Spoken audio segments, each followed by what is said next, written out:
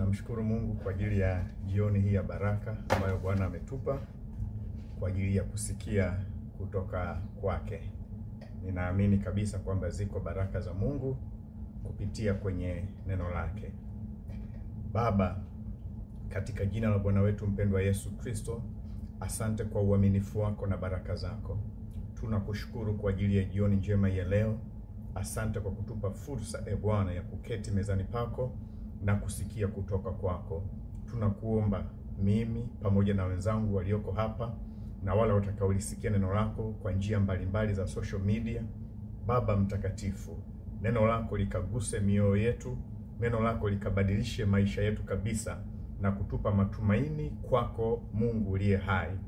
Neno lako likatufungue na kutuweka huru Bwana, katika jina la Yesu Kristo aliye hai na kwa damu ya mwana kondoo tunaomba na kukushukuru. Amen. Basi jioni ya leo ujumbe ambao Mungu ametupa unatoka katika kile kitabu cha Mwanzo sura ya 39 na mstari ule wa kwanza mpaka ule wa 5. Mwanzo sura ya 39 mstari ule wa kwanza mpaka ule wa 5. Biblia inasema namna hii. Basi Yusufu akaletwa mpaka Misri, naye Potifa, akida wa Farao, mkuu wa askari, mtu wa Misri, akamnunua mikononi mwa hao wa Ishmaeli waliomleta huko. Bwana akawa pamoja na Yusufu, naye akastawi, naye alikuwa katika nyumba ya bwana wake yule Misri. Bwana wake akaona ya kwamba Bwana yu pamoja naye, na ya kuwa Bwana anafanikisha mambo yote mkononi mwake. Yusufu akaona neema machoni pake, akamtumikia, naye akamweka awe msimamizi juu ya nyumba yake, na yote yaliyomo akayaweka mikononi mwake. Ikawa tokea wakati alipomweka awe msimamizi juu ya nyumba yake na vyote vilivyomo, Bwana akabariki nyumba ya yule Misri kwa ajili ya Yusufu. Kwa ajili ya Yusufu, mbaraka wa Bwana ukawa juu ya vyote alivyokuwa navyo katika nyumba na katika shamba. Bwana Yesu asifiwe sana. Kama ambavyo tumesema kwamba kifungu tunachokisimamia ni hicho cha kitabu cha Mwanzo sura ya 39 na mistari hiyo 5 ya mwanzo, na kichwa chetu cha ujumbe kimebebwa na maneno yanayosema namna ya kushughulika na changamoto zilizojificha katika njia ya kufikia kusudi la Mungu. Namna ya kushughulika na changamoto zilizojificha katika njia ya kufikia kusudi la Mungu. Labda nianze kwa kusema tu kwamba Biblia iko wazi kabisa kwamba kila mtu aliyeumbwa na Mungu aliumbwa kwa kusudi la Mungu, kwamba kuwepo kwako wewe kumetokana na msukumo wa kusudi la Mungu. Kusudi la Mungu ndilo lililoamua kwamba wewe uwepo. Uzaliwe kwenye familia ipi, kwenye taifa lipi, usome shule gani, uendeende vipi, yote hayo ni katika kukamilisha kusudi la Mungu. Mpango wa Mungu au utukufu wa Mungu au kusudi la Mungu linahusika. Uwe unajua au uwe hujui, ulisoma shule gani, sijui ulizaliwa na nani, umefikia level gani ya elimu, yote hayo ni siri ambayo imefungwa katika kusudi na mpango wa Mungu. Kwa hiyo nataka nikuhakikishie kwamba haijalishi unapita kwenye mazingira gani, lakini kumbuka kwamba uko hapa duniani kwa sababu ya mpango wa Mungu, na umewekewa time frame. Kuna muda wako maalum uwe umetimiza huo mpango wa Mungu au haujatimiza huo mpango wa Mungu, muda ukifika wa wewe kuondoka, utaondoka. Ndio maana tunawaambiaga sana watoto wetu ambao wako shule, naambia mwanangu, umekwenda pale hii miaka 4 form 1 mpaka form 4, ikiisha hii utaondolewa tu shuleni. Huwezi ukasema sasa umeshafanya mtihani wa form 4 unaendelea kukaa kufanya nini? Kwa hiyo tumia muda wako vizuri, liishi lile kusudi lililokupeleka shuleni. Usipoliishi lile kusudi, muda utafika umekwisha, alafu utajikuta kwamba you are useless. Kwa hiyo hata sisi tukielewa kwamba Mungu ametuleta kwa makusudi, kusudi la Mungu ndio limetufanya tuwepo duniani, tutaishi lile kusudi la Mungu. Na ndio maana Biblia inasema kwenye Isaya sura ya 43 mstari wa 7 kwamba Mungu ametuumba kwa ajili ya utukufu wake, kwa ajili ya utukufu wake.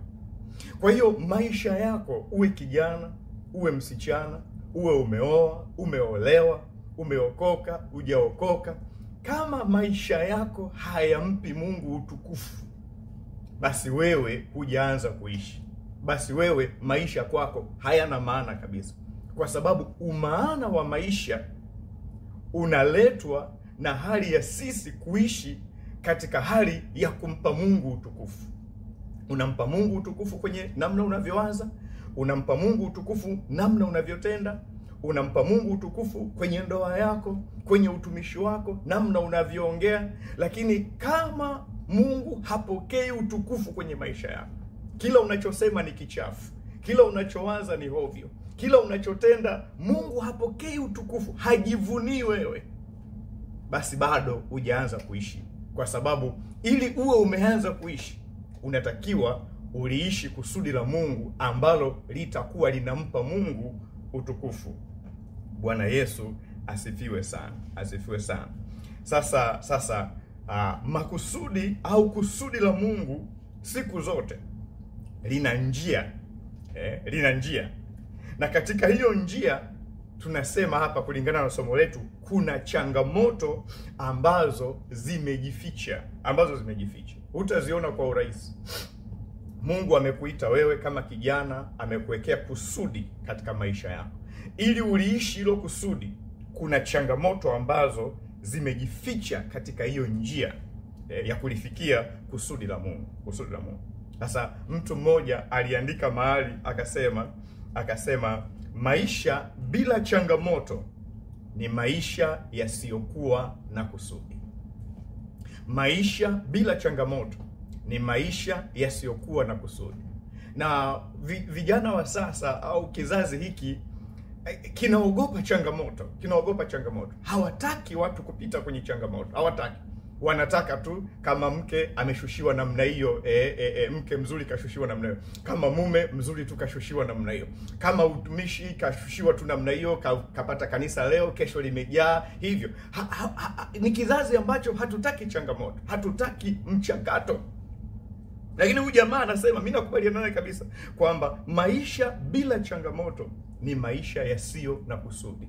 Maana yake kwenye maisha yetu, kwa sababu ni maisha yenye kusudi la Mungu, changamoto haziepukiki. Utapata changamoto kwenye ndoa yako, utapata changamoto kwenye utumishi, utapata changamoto kwenye maisha yako binafsi. Lakini habari njema ni kwamba kwenye hizo changamoto tutapita tukiwa na Mungu aliye hai, kama tutakuwa tuko makini.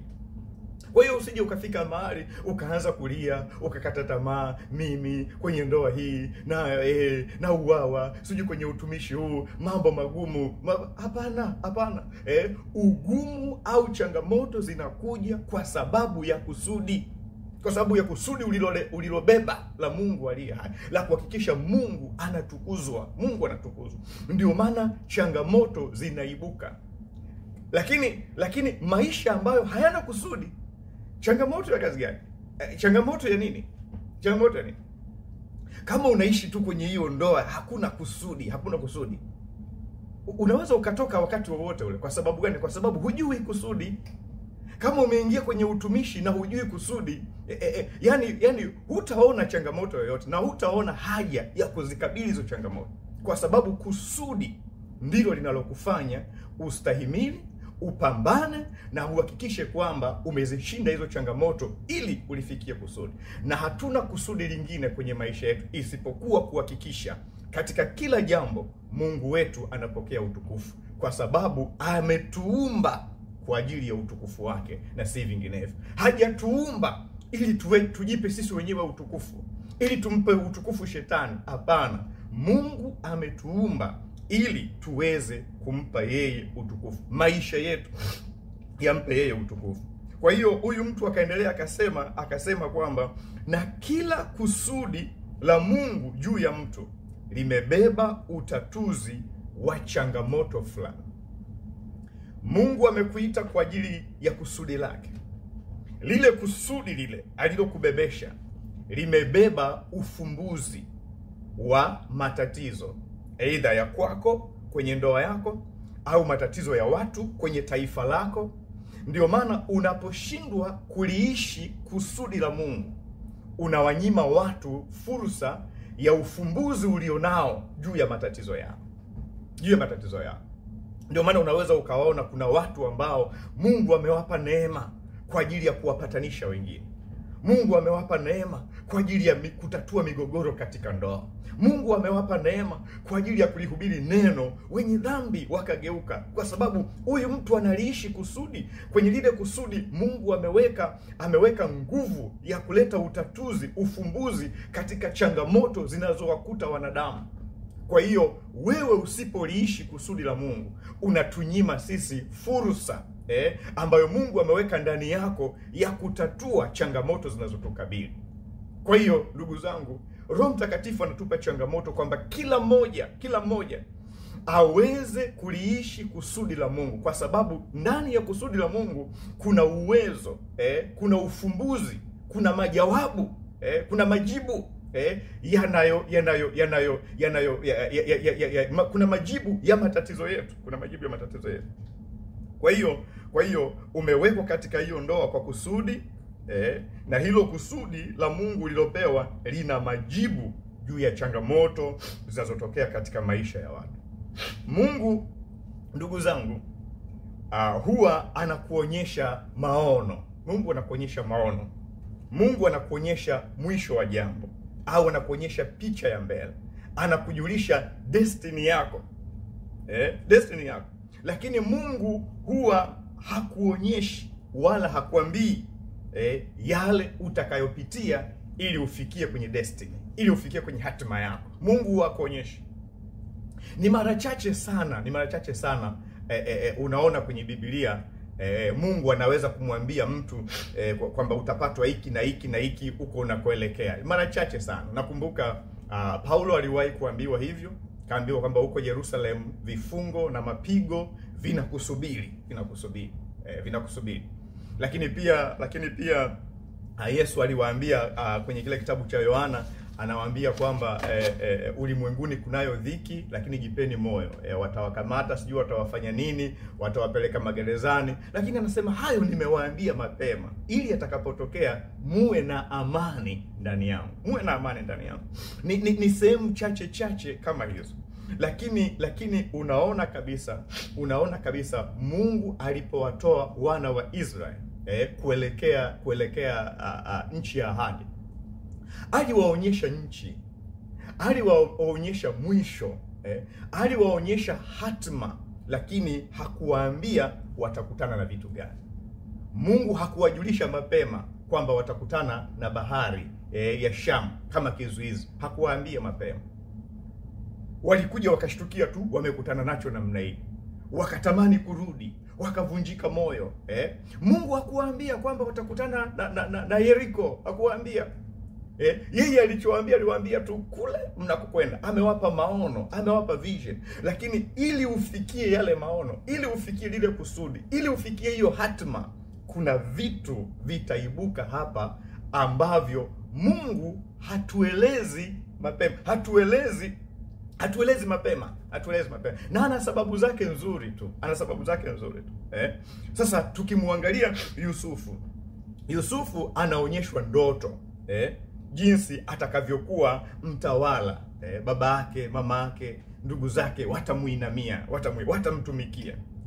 Kusudi la Mungu la kumfanya Yusufu kuwa mtawala halikuwa kwamba yeye aji mwamba fai, iwe show off, ajionyeshe tu kwamba ni mtawala. Hapana. Mungu alimpa kusudi la yeye kuwa mtawala. Kwenye ule utawala aliweka kusudi, na lile kusudi lilikuwa limebeba uwezo wa kutatua changamoto za watu. Ndio maana alipokuwa Misri kule kama mtawala, kusudi la Mungu lilimwezesha kushughulika na mambo ya njaa, kushughulika na mambo ya amani, umoja wa kitaifa. Kwa hiyo aliliishi kusudi la Mungu. Kwa sababu hiyo watu wakafurahia uwezo wake ndani ya kusudi la Mungu katika kuiletea nchi ustawi. Mungu hajakupa iko cheo katika taifa ili uanze kuua wenzako. Mungu hajakupa cheo kwenye iko taifa ili uanze kuwamaliza wenzako. Hapana. Mungu amekuweka kwenye iko kiti ili utawale, kwa sababu ndani yako kuna kusudi la Mungu. Lile kusudi la Mungu limebeba majibu ya Watanzania. Usipoliishi kusudi la Mungu, ndipo utaona sasa unapiga huyu, unamuondoa huyu, unamuondoa yule. Kwa sababu hiyo huwezi kuliishi kusudi la Mungu. Na ukiacha kuliishi kusudi la Mungu, Mungu atakuvumilia tu, lakini itafika mahali ataona huna faida na yeye, atakuweka pembeni kwa sababu umeshindwa kulifahamu kusudi la Mungu la kukuweka wewe kama mtawala.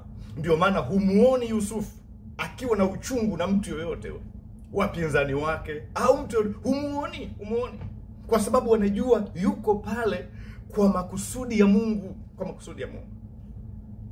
Kama Mungu aliweza kuwatoa wa Misri kwenye utawala dhalimu wa Farao, Yusufu akawa anaona kwamba Mungu anaweza kuniondoa hata mimi hapa. Kwa hiyo utawala wangu au kuwepo kwangu ni kwa sababu ya kutimiza makusudi ya Mungu, kuwatatulia changamoto hawa watu wake, hawa waja wake ambao wamewaweka chini yao. Lakini Mungu hakumueleza Yusufu mapema kwamba atachukiwa na ndugu zake. Mungu hakumueleza Yusufu mapema kwamba atakataliwa na ndugu zake. Mungu hakumueleza mapema kwamba Yusufu atasemwa vibaya na ndugu zake, atapewa maneno ya kukatisha tamaa. Mungu hakumwambia Yusufu mapema kwamba atashawishiwa kufanya zinaa. Mungu hakumueleza Yusufu mapema kwamba atasingiziwa kubaka. Mungu hakumueleza Yusufu mapema kwamba atauzwa. Mungu hakumueleza Yusufu mapema kwamba atafungwa gerezani. Lakini anamuonyesha kwamba wewe utakuwa mtawala. Inawezekana una cheo cha kisiasa, una cheo cha kidini. Mungu amekuonyesha hiyo na unajiona kwamba wewe ni mtawala, sijui wewe ni mbunge, sijui wewe ni nani, wewe sijui ni hivyo kwenye ngazi tofauti. Lakini Mungu hajakuonyesha jinsi ambavyo wenzako kwenye chama chako watakupiga vita. Mungu hajakuonyesha jinsi ambavyo hao watu kwenye hilo taifa watakukataa. Mungu hajakuonyesha jinsi ambavyo watu watakusema vibaya. Kwa hiyo unajikuta katika hiyo safari ya kuishi zile ndoto, haya mambo yanafanya nini? Yanaibuka. Fanyaje mtu wa Mungu? Fanyaje? Usipokuwa makini, utajivuruga wewe mwenyewe hata usiweze kuifikia ile hatima yako ya kiuongozi au ya kiutawala, wala usiweze kuifurahia, wala Mungu asitukuzwe kwa hiyo, kwa sababu ya namna ambavyo ukikosa hekima kidogo tu utavuruga hatima yako, na wala hutaweza kuliishi lile kusudi ambalo Mungu amekukusudia. Matukio ya namna hii ni ya kawaida.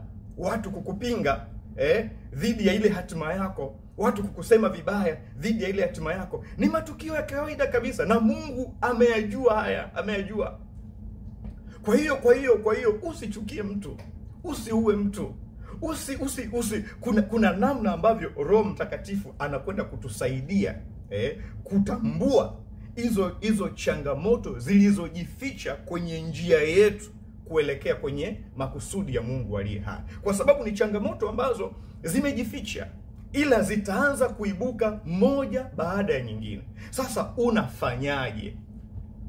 Iwe ni kwenye maisha yako binafsi kama kijana, kwenye maisha yako kama msichana, kwenye nafasi ulionayo ya kisiasa, kwenye nafasi ya kidini, kuelekea kwenye hatima yako. Mambo kama haya yaliyompata Yusufu, ya kuchukiwa na ndugu, ya kuchukiwa na watu, ya kukataliwa, ya kusemwa, ya kusingiziwa, ya kuuzwa, ya kufungwa pasipo hatia yoyote. Haya ni mambo ambayo yatatokea tu, lakini unadili nayo vipi? Unayashughulikia vipi? Hilo ni jambo la muhimu sana, kwa sababu ukiyashughulikia kwa namna ya hovyo isiyompendeza Mungu, utapoteza hatima yako. Utashindwa kumpa Mungu utukufu kwenye maisha yako, na badala yake shetani ndio atakuwa anapata utukufu kwenye maisha yako, kwa sababu utakuwa umejawa uchungu, utataka kuua kila mtu, utataka sijui kufanya nini. Lakini hapana. Sasa kama ambavyo nimesema, unaweza ukaingia kwenye ndoa. Mungu anakuonyesha tu ndoa yenye furaha na amani kule mwisho, ndoa yenye mafanikio, lakini hakuambii changamoto zake ili kuifikia hiyo ndoa yenye furaha, hiyo ndoa yenye amani, hiyo ndoa yenye mafanikio. Hakuonyeshi changamoto zake, hakuambii mapema kwamba kuna hili litakalotokea kwenye ndoa yako. Na unajua kwamba ndoa inafungwa ndani tu ya dakika 10, inafungwa ndani tu dakika 10. Lakini ili kuwa na ndoa yenye amani na furaha itachukua miaka ambayo utapita kwenye matukio fulani yatakayokupeleka kwenye ndoa yenye furaha, ndoa yenye amani na mafanikio. Lakini usije ukajidanganya kwamba umefunga ndoa ndani ya hizo dakika 10, kesho unasema ndoa yangu ina furaha, ndoa yangu ina amani, ina mafanikio. Hakuna. Unaiona ndoa yenye mafanikio, unaiona ndoa yenye amani, lakini kuna mchakato wa kutoka mahali ulipofunga ndoa mpaka kuifikia hiyo ndoa yenye amani na furaha. Yako mambo yatakayotokea, mengine mazuri, mengine mabaya, mengine ya kukuumiza, lakini unayashughulikia vipi? Usipokuwa makini, unaweza tu ndani ya mwezi mmoja ukasema mimi potelea mbali, hii ndoa naivunjika, ukashindwa kufika kwenye ile hatima ya ndoa yenye furaha, ndoa yenye amani, ndoa yenye mafanikio. Kwa nini? Kwa sababu umeshindwa kujua namna ya kukabiliana na mawifi wanaokuchukia kwenye hiyo ndoa, namna ya kukabiliana kwa namna ya kimungu na mashemeji ambao hawakupendi kwenye hiyo ndoa. Mungu angekwambia mapema kwamba kuna vita ya mashemeji inakuja, kuna vita ya mawifi inakuja, wewe ungekataa, usingeolewa na huyo mwanaume au usingeolewa na huyo mwanamke. Kwa hiyo Mungu amekuonyesha tu ndoa yenye furaha, lakini kuna mambo ambayo utapitia. Vita ya mama mkwe na baba mkwe, vita ya mashemeji, vita ya majirani, vita ya ndugu zako, wivu na chuki. Hayo mambo yatakuja ili ufikie ndoa yenye furaha na amani, ndoa yenye furaha na amani. Lakini inategemea unapiganaje hii vita, Haya yaliyompata Yusufu, kuchukiwa na ndugu zake, kukataliwa na ndugu zake, kusemwa vibaya na ndugu zake, kushawishiwa kwenye mambo ya zinaa, kuuzwa, kufungwa gerezani. Haya mambo yatakuja tu. Utakataliwa na mawifi, utakataliwa na mashemeji, utasemwa vibaya na ndugu zako, unalinga, unajivuna, utasemwa tu. Ukishafika kwenye mambo magumu haya, utashawishiwa hata kutoka nje ya ndoa yako, kwa sababu unaona sasa kama ni mambo magumu. Lakini hapana, Roho Mtakatifu ametupa somo hili ili tuweze kuzitambua hizi changamoto, kuzikabili kwa namna ya kimungu, ili tuweze kulifikia kusudi la Mungu ambalo ndilo lililotufanya sisi tuwekeziste, sisi tuwepo kwenye ndoa, kwenye taifa, kwenye nchi namna hiyo.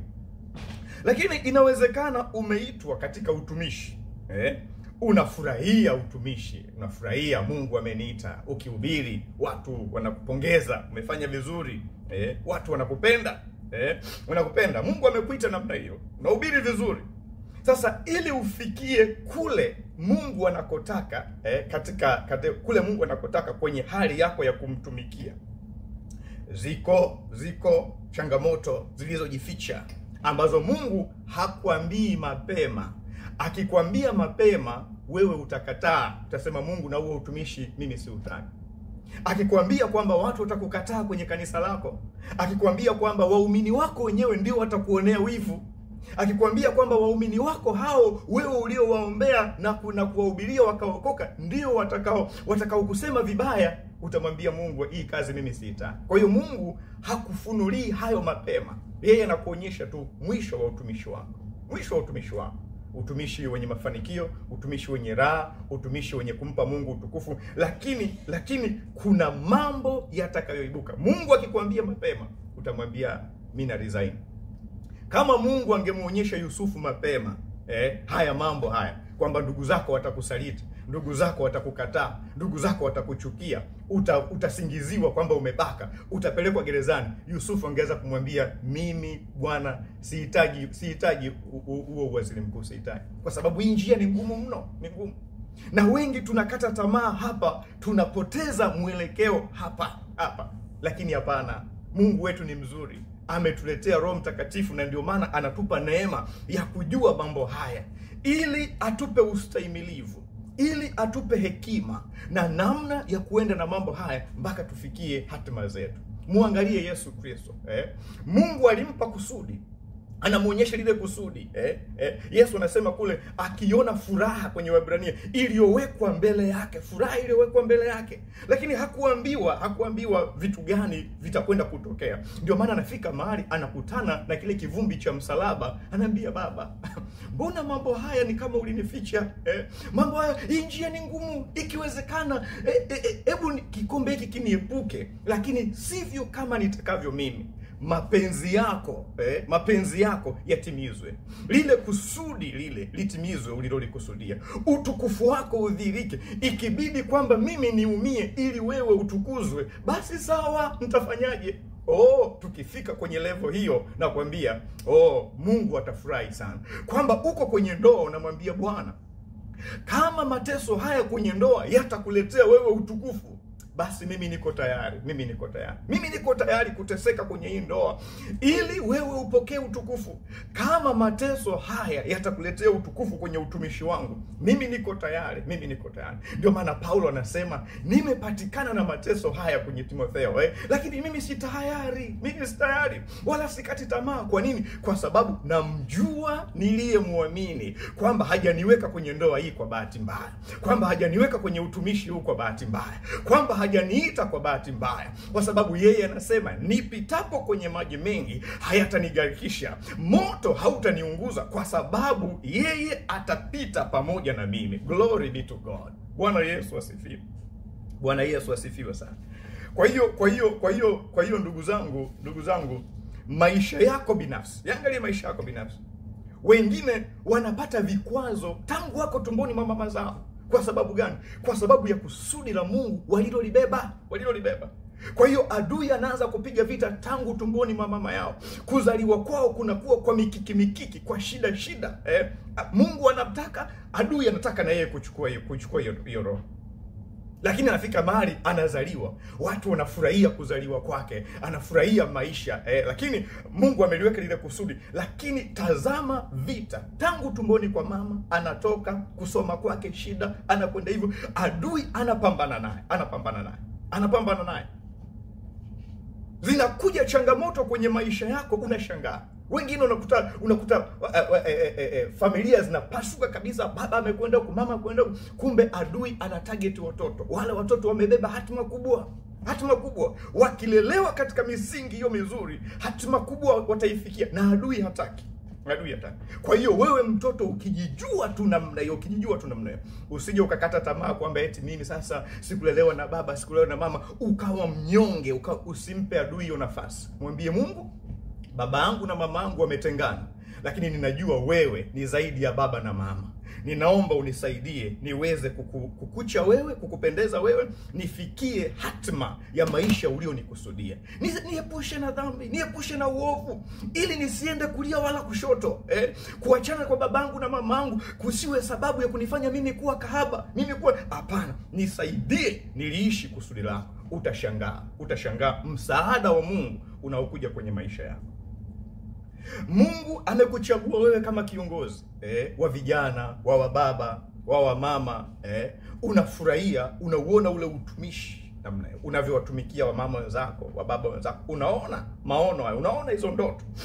Lakini Mungu hajakuambia tu kwamba kuna mambo yataibuka. Wamama wenzio wanaweza kukukataa, wamama wenzio wanaweza kukusema vibaya. Vijana wenzio wanaweza wakakusengenya kabisa. Unaweza ukapigwa vita kulia na kushoto. Lakini fanyaje? Hatujibu mashambulizi kwenye mambo haya, hatujibu. Kuna namna ya kimungu ya kushughulikia mambo haya ili ufikie zile ndoto ya kuwa kiongozi wa vijana Mungu aliyemkusudia. Kwa sababu inawezekana kwenye huo uongozi wa vijana Mungu anakupitisha tu, anakuelekea kule, anataka uje kuwa askofu miaka fulani, anataka uje kuwa mchungaji miaka fulani. Kwenye hiyo idara ya mama Mungu anakupitisha tu, anataka uwe mtu fulani mahali fulani. Kwa hiyo hii ni njia. Sasa ukipigana vibaya unatoka kwenye reli kabisa. Kwa hiyo huwezi kuifikia ile hatima ambayo Mungu amekusudia.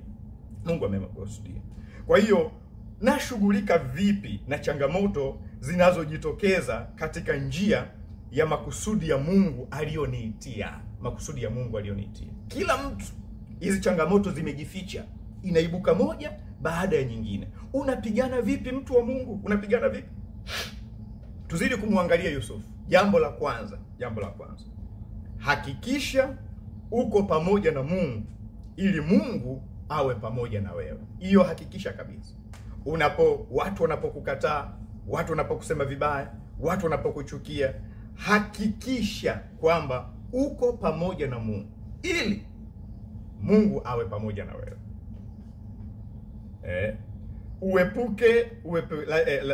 Ili Mungu akupe msaada, lazima uepuke mazingira yatakayokufanya umzuie Mungu kuwa pamoja na wewe. Uepuke hayo mazingira kabisa. Na hayo mazingira sio mengine isipokuwa ni mazingira ya dhambi. Mazingira ya dhambi peke yake ndio yanamfanya Mungu asiwe pamoja na mtu. Ndio maana Biblia inasema Mwanzo 39:2 anasema Bwana akawa pamoja na Yusufu naye akastawi. Haijalishi watu wamekusema vipi, haijalishi watu wamekupiga vita vipi, haijalishi watu wamefanya wamekuwekea mitego namna gani, haijalishi watu wamefanya hila vipi, lakini Bwana akawa pamoja na Yusufu akastawi. Bwana atakuwa pamoja na wewe utastawi. Zile chuki za watu zinakuwa kama mbolea ya kukustawisha. Ule wivu, husuda na fitina zinakuwa kama mbolea, kwa sababu Mungu wetu ni game changer. Ni Mungu anayebadilisha matokeo wakati wowote, anayebadilisha game. Alianzia pale msalabani. Walifikiri wameshinda kumgongomea Yesu pale, Mungu akabadilisha matokeo. Akasema hiyo njia ndiyo inakwenda kuwapa wokovu watu wangu. Kwa hiyo Mungu wetu ni Mungu wa kubadilisha matokeo. Kwa hiyo usikate tamaa, mtu wa Mungu, usikate tamaa. Anasema ni lazima Yusufu atakuwa alitunza mahusiano yake na Mungu, na ndio maana Mungu alikuwa pamoja naye. Kama angevuruga mahusiano yake na Mungu, akaweka uchungu ndani yake, akaanza kulipizana visasi na ndugu zake, wakaanza kupambana hivyo, Mungu angekaa pembeni. Ndio maana hata Daudi kwenye Mambo ya Nyakati wa kwanza sura ya 28 mstari wa 9 anamwambia mtoto wake, mjue Mungu wa baba yako, mtafute, mche, ukimwacha atakutupa milele, lakini ukimtafuta na kumcha, ataonekana kwako, atakuwa pamoja na wewe. Lakini ukimwacha hawezi kuwa pamoja na wewe, atakutupa milele. Hayo yalikuwa ni maneno ya mwisho ya mfalme Daudi kwa mtoto wake Suleiman. Sasa kumbuka hapa Yusufu ameletwa kwa Potifa kama mtumwa.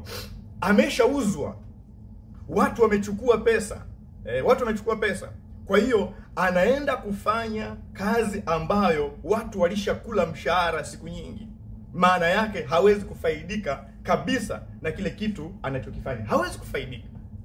Ndugu zake walishakula pesa, Waishmaeli walishakula pesa, kwa hiyo yeye anakwenda kufanya kazi ambayo watu mshahara walishakula siku nyingi. Hilo lilitosha kuweka uchungu ndani yake. Hilo lilitosha kumsononesha.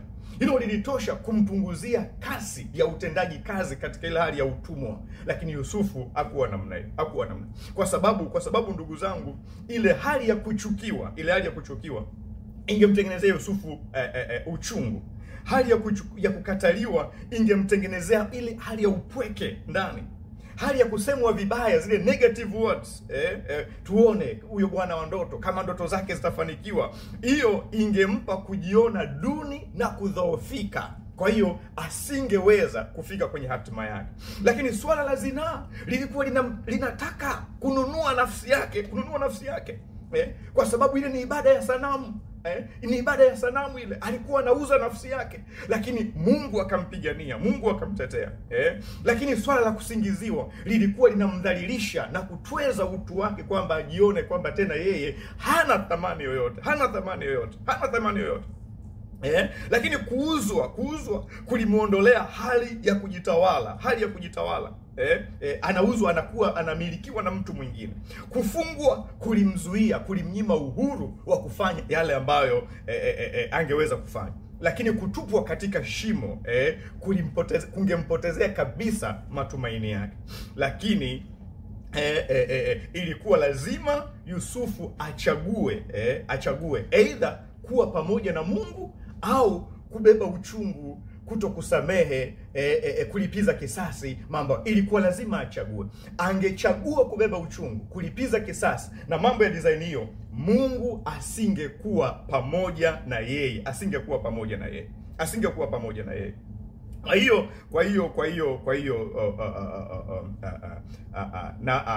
Mungu ilikuwa lazima Yusufu achague kuwa pamoja na Mungu au kumnyima Mungu nafasi na kuyapa nafasi matukio au hizo changamoto zilizomtokea, kwa sababu kila changamoto ilikuja na matokeo yake. Lakini Biblia iko wazi kabisa, anasema uwepo wa Bwana pamoja na Yusufu ulifanya mambo ya ajabu. Jambo la kwanza, ulimletea ustawi, alistawi. Uwepo wa Bwana pamoja na Yusufu ulimstawisha Yusufu. Bwana wake akaona ya kwamba Bwana yu pamoja naye. Bwana akafanikisha mambo yote mkononi mwake. Yusufu akaona neema machoni pa Potifa, akapata kibali machoni pa bwana wake. Kwa hiyo Mungu anapokuwa pamoja na wewe akakufanikisha. Hata wale walio pembeni yako wanaokutawala wataona jinsi ambavyo Mungu amekuwa pamoja na wewe. Lakini Yusufu akamtumikia Potifa, akawa na bidii katika utumishi. Kuna wengine wanapokutana na mambo kama hayo wanapoteza bidii, wanapoteza jitihada, kwa sababu hayo mambo yanawakandamiza, yanawafinya. Kwa hiyo wanashindwa kunyanyuka tena. Nataka kukuambia mtu wa Mungu, chuki isikukandamize ukashindwa kuwa effective kwenye ndoa yako. Maneno negative yasikukandamize ukashindwa kuwa effective kwenye utumishi wako. Watu watasema wanachoweza kusema, lakini wewe sikiliza tu Mungu anasema nini kwa ajili yako, kwa sababu watu wana mambo yao, watu wana mitazamo yao, watu wana fikra zao. Hizo hazina mchango katika hatima yako, hazina mchango, kwa sababu wengine wanasukumwa na wivu, wanasukumwa na majungu. Lakini wewe mtazame Mungu aliye hai, kwa sababu yeye ndiye amekuumba kwa utukufu wake, na ule utukufu ndio umebeba kusudi, na hilo kusudi ndilo litamuadhimisha Bwana na kumpa Mungu utukufu. Usikubali chuki ikukandamize na kukudhoofisha. Usikubali maneno negative ya kutoe kwenye hiyo ndoa. Hakuna. Hata ukisema kwamba huyu mwanamke hamfai kaka yetu, sema sawa, lakini Mungu ananitengeneza, Mungu atanitengeneza, na nitamfaa yeye na nitamfaa kaka yenu. Ni swala la muda tu. Wao wanaona hapa, lakini Mungu anaona hatima, anaona hatima. Hakuna mtu tu aliyezaliwa katika ukamilifu na akafikia hatima. Hapana. Haya mambo haya yote yanatutengeneza. Tunapoiendea hatima yetu, ndipo tunaendea pia ukamilifu wetu. Haleluya kwa mwana kondoo. Glory be to God. Glory be to God. Lakini Biblia inasema tokea alipomweka awe msimamizi, Bwana akabariki nyumba ya yule Misri kwa ajili ya Yusufu. Mtu wa Mungu, kwenye kanisa ulilokuwepo, kwenye nyumba uliopo, kwenye kazi uliopo, ofisi uliopo, Mungu alibariki hilo kanisa kwa sababu ya uwepo wako. Mungu alibariki hiyo kampuni, aibariki kwa sababu ya uwepo wako. Lakini kanisa lisivurugike kwa sababu yako. Kampuni isifilisike kwa sababu yako, kwa sababu wewe ni corrupt. Ndoa isiharibike kwa sababu wewe mwanamke umekuwa corrupt, au wewe mwanaume umekuwa corrupt. Hapana, wewe mwanaume uwe sababu ya baraka kwenye hiyo ndoa. Wewe mwanamke uwe sababu ya baraka kwenye hiyo ndoa. Chuki, fitina na nini zisikufanye uharibike tabia yako njema kwa sababu unataka kulipiza kisasi, kwa sababu unataka kuwaonyesha watu kwamba unajua kupigana na unajua kusema. Hapana. Uwe baraka, mtu wa Mungu, kwenye hilo kanisa. Uwe baraka, watu wakuseme vizuri, waone kwamba kubarikiwa kwa hilo kanisa ni kwa sababu ya uwepo wako pamoja na Mungu uliye naye. Glory be to God. Biblia inasema mbaraka wa Bwana ukawa juu ya mashamba na mambo yote ya nyumbani pale ambayo Mungu alikuwa amewapatia. Bwana Yesu asifiwe sana. Ndugu zangu, hii ni sehemu ya kwanza ya mahubiri yetu katika siku ya leo. Uko pale unasema, mchungaji, nimedhoofishwa sana kwa sababu ya chuki ambazo watu wamenichukia kanisani bila sababu. Nimedhoofishwa sana na maneno negative ya wifi zangu, shemeji zangu kwenye ndoa. Wamesema kila baya waliloweza kusema. Sisikii tena kuishi kwenye hii ndoa. Sisikii tena kwenda mbele kwa habari ya utumishi. Watu wamenisema kwamba mimi ni mfanyabiashara tu. Watu wamenisema kwamba mimi sina wito wa Mungu. Sisikii kwenda tena. Uko pale na umekandamizwa na chuki na fitina na mitego na mambo ya hovyo ya namna hiyo. Nataka nikwambie namna hii, inuka mtu wa Mungu. Inuka. Nuru yako imekujia. Huu ni wakati wa wewe kuangaza tena ili uweze kuifikia ile hatima ambayo Mungu ameikusudia. Anza kuishi kusudi la Mungu ili Mungu ajipatie utukufu. Usiruhusu chuki ikukandamiza hapo chini. Maneno ya watu ya hovyo ya kukandamiza hapo chini. Hapana. Mungu ametuita ili tuliishi kusudi lake. Kama hujaanza kuishi kusudi lake, wewe hujaanza kuishi bado. Maisha yako ni kwa ajili ya kumpa Mungu utukufu na heshima. Iwe ni kwenye ndoa, iwe ni kwenye ujana wako, iwe ni kwenye usichana wako, hakikisha unaishi maisha yenye kumpa Mungu utukufu. Uko pale unasema, mchungaji, laiti ungeliomba na mimi. Bwana nikumbuke tena. Bwana anipe nguvu ya kustahimili mabaya ili niweze kuishi katika maisha ambayo yataliinua kusudi lake na kudhihirisha utukufu wake. Baba, katika jina la Yesu Kristo, tunakuja mbele za uso wako Bwana, mimi pamoja na wenzangu wote ambao Bwana mabwana wananisikiliza saa hii. Tunaomba toba na rehema, Bwana.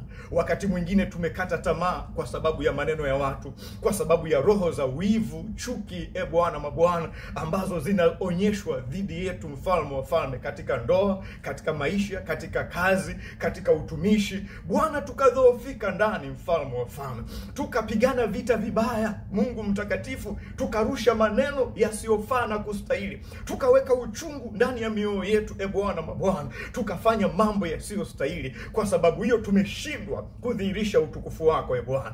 Baba, tusaidie katika haya mambo yote, tuweze kutengeneza mazingira ambayo Mungu yatakufanya wewe uwe pamoja na sisi, Bwana. Tunakushukuru mfalme kwa sababu umetupa mambo haya kwa mifano ili sisi tusikate tamaa. Wewe ulikuwa na Shadraka, Meshaki na Abednego ukipita nao kwenye moto. Ulikuwa na Daniel ukipita naye kwenye tundu la simba. Mungu mtakatifu, hata sisi Bwana, tunapopita kwenye maji mengi hayatatugharikisha. Tunapopita kwenye moto hautatuunguza. Katika jina la Yesu Kristo aliye hai, moto wa leo Bwana ni maneno ya hovyo ya watu.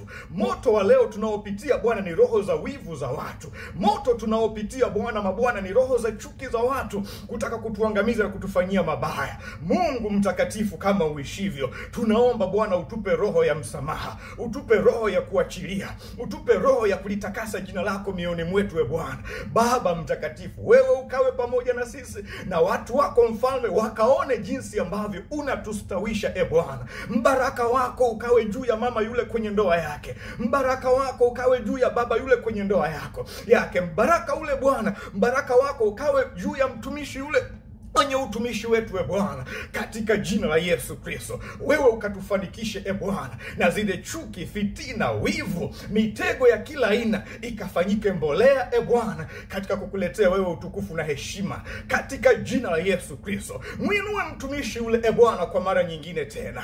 Mungu mtakatifu, ponya ndoa ile Bwana kwa mara nyingine tena, katika jina la Yesu. Ponya kijana yule Mungu kwa mara nyingine tena, ponya msichana yule kwa jina la Yesu Kristo aliye hai. Baba mtakatifu, Mungu mwenye enzi yote, wewe unasema hata tunapokuwa gizani, wewe utakuwa nuru yetu Bwana.